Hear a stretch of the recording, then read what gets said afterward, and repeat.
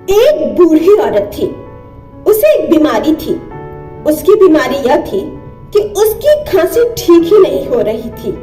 उस बूढ़ी औरत के बेटे ने बड़े से बड़ी जगह जाकर उसका इलाज करा दिया, लेकिन उसकी खांसी ठीक ही नहीं होती। एक बार उस बूढ़ी औरत को अपनी बचपन की दोस्त मिली और दोनों में बातचीत होने लगी। बूढ़ी औरत ने अपनी बचपन की दोस्त से अपनी बात शेयर की। उसने कहा, मेरा परिवार मुझे समय नहीं देता है, इसीलिए मैं उन सब का समय पाने के लिए खांसी का नाटक करती हूँ। मैं जब खांसती हूँ तो सबका ध्यान मुझ पर ही होता है।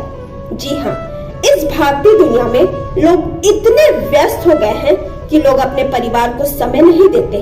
अपने परिवार को समय देना ये आपकी ही जिम्मेदारी है। इस जिम्मेदारी को अच्छे से निभाइए।